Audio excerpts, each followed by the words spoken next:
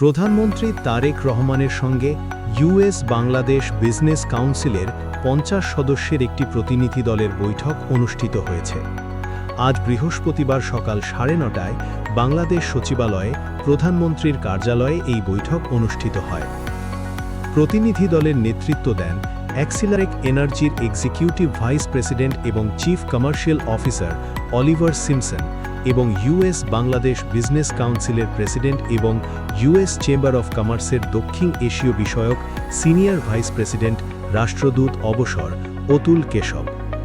বৈঠকে অর্থ ও পরিকল্পনা মন্ত্রী আমির খসরু মাহমুদ চৌধুরী, পররাষ্ট্রমন্ত্রী খালিলুর রহমান, শিল্পমন্ত্রী খন্দকার আব্দুল মুক্তাদির, প্রধানমন্ত্রীর অর্থ ও পরিকল্পনা বিষয়ক উপদেষ্টা রাশেদ আল মাহমুদ তিতুমির, পররাষ্ট্র প্রতিমন্ত্রী শামা ওবায়েদ ইসলাম, প্রধানমন্ত্রীর পররাষ্ট্র বিষয়ক উপদেষ্টা হুমায়ুন কবির, বিদ্যুৎ, জ্বালানি ও খনিজ সম্পদ প্রতিমন্ত্রী অনিন্দ ইসলাম অমিত, প্রধানমন্ত্রীর উপদেষ্টা এবং প্রধানমন্ত্রীর কার্যালয়ের মুখপাত্র